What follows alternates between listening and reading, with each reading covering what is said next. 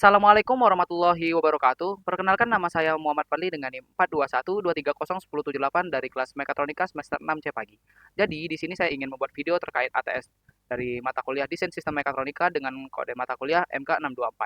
Jadi di sini soalnya adalah diketahui sebuah industri makanan membutuhkan suatu mesin pemisah yang mampu memisahkan hasil produksi kue dengan kriteria warna matang, kue dalam kondisi bagus, dengan kue yang tidak matang atau kue rusak.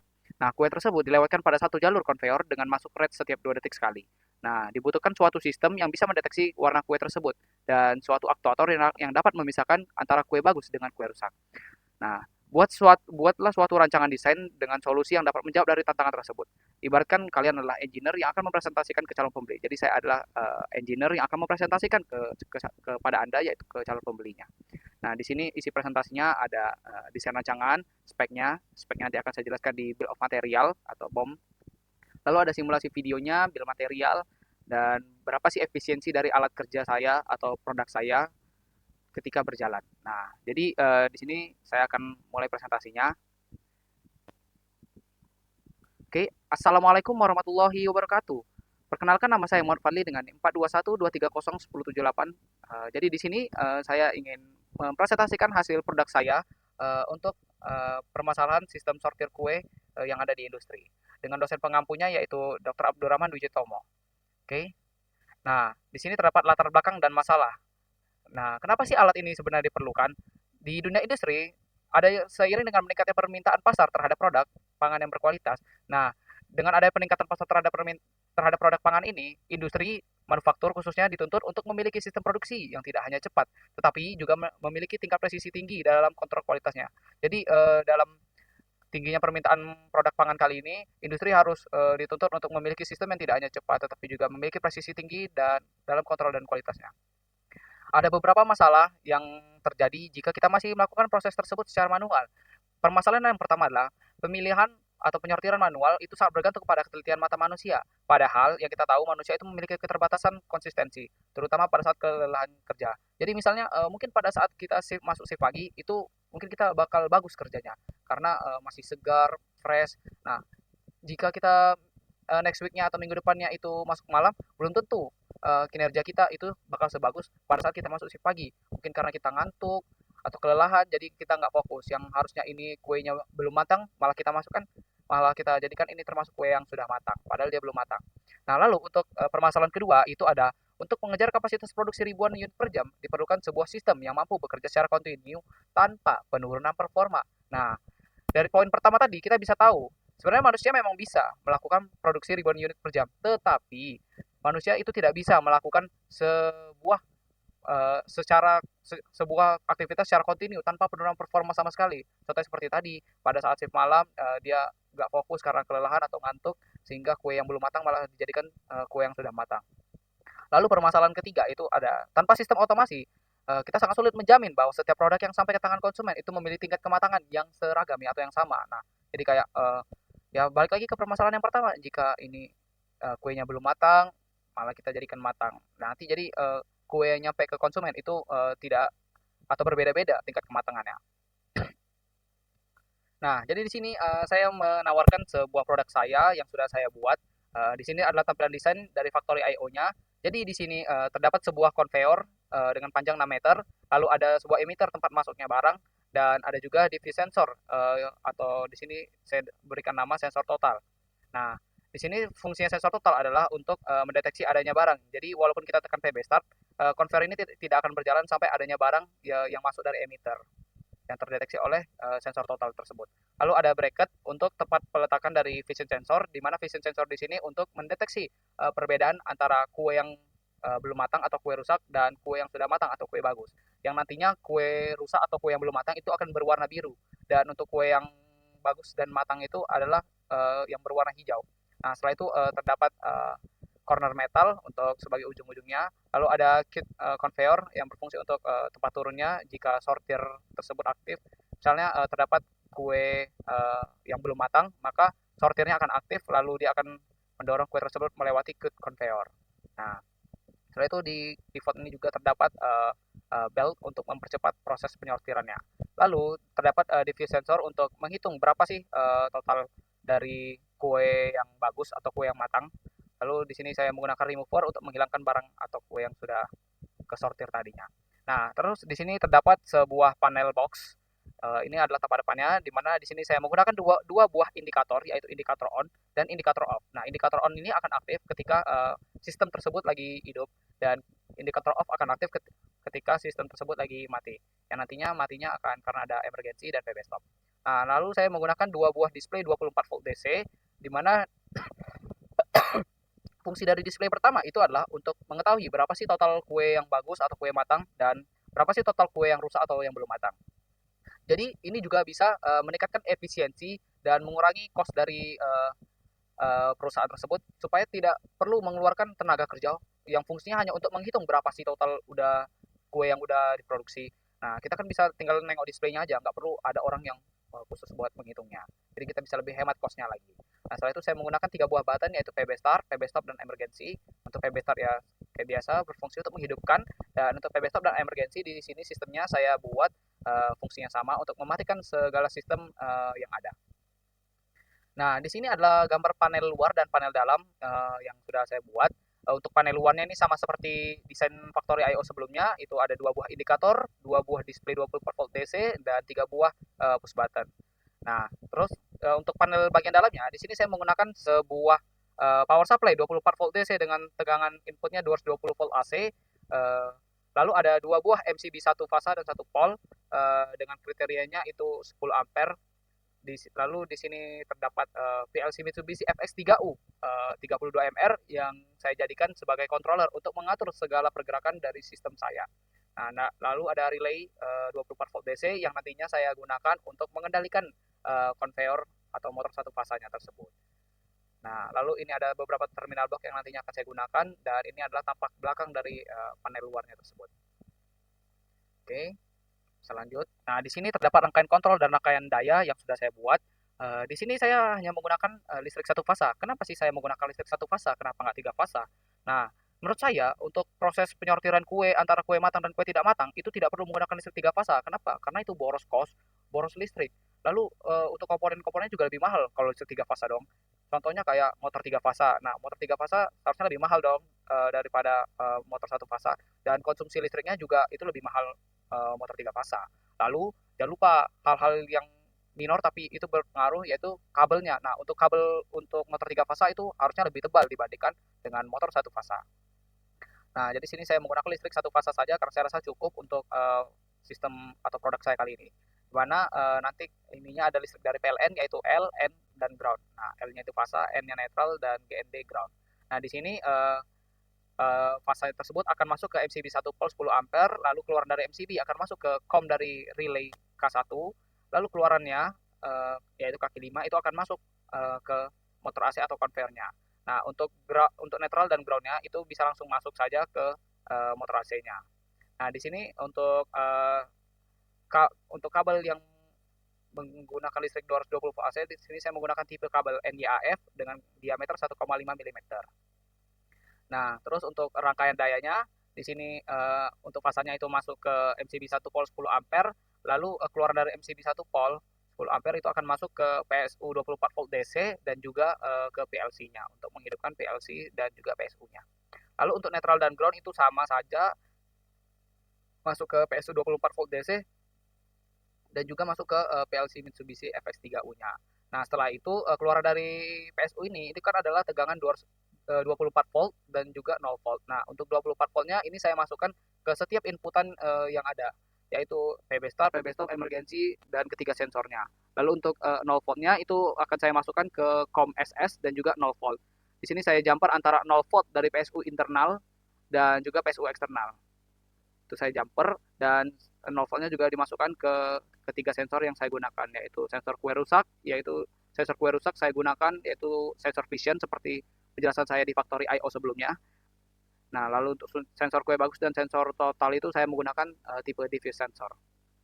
Nah, lalu output 24 volt ini juga saya masukkan ke setiap output yang ada di pin Y, yaitu ada indikator on, indikator off, sortir, convey sortir, dan conveyor in. Nah, sini saya masukkan 24 volt semua. Lalu untuk display 1 dan display 2 juga saya masukkan. Nah, untuk display ini dia memiliki 4 kaki atau 4 pin, yaitu ada pertama 24 volt, 0 volt, lalu ada counter atau counting, lalu ada reset. Nah, jadi di sini 0 voltnya akan masuk ke digital display 1 dan display 2. Nah, bisa dilihat di sini terdapat perbedaan pada COM 0, COM 1 dan COM 2. Nah, 0 untuk 0 volt itu dia akan masuk ke COM 1 dan COM 2 saja. Kenapa tidak dengan COM 0? Karena nanti saya akan jelaskan. Di sini COM 0 voltnya akan masuk ke COM 1 dan COM 2. Jadi keluaran dari Y4 sampai Y7 dan Y10 itu akan keluarannya negatif, sehingga positifnya ada dan negatifnya ada, maka outputnya sini akan bisa bekerja.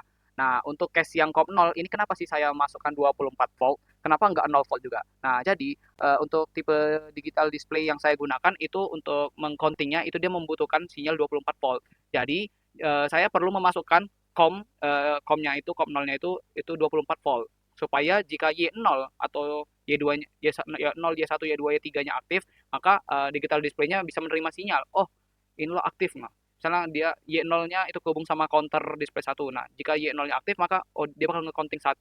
Nah, kalau misalnya saya masukkan COM 0-nya itu 0 volt, maka ketika Y0 aktif itu dia nggak bakal nge-counting karena dia membutuhkan tegangan 24 volt untuk nge-aktifin countingnya. Nah, makanya COM 0 saya isi dengan tegangan 24 volt dan COM 1 dan COM 2 itu dengan 0 volt. Nah, untuk di factory I/O-nya nantinya untuk displaynya ini sebenarnya cukup disimpan di D0 dan D1 saja, tetapi kalau di aktualnya itu harus connect ke Y0, Y1, Y2, Y3. Oke.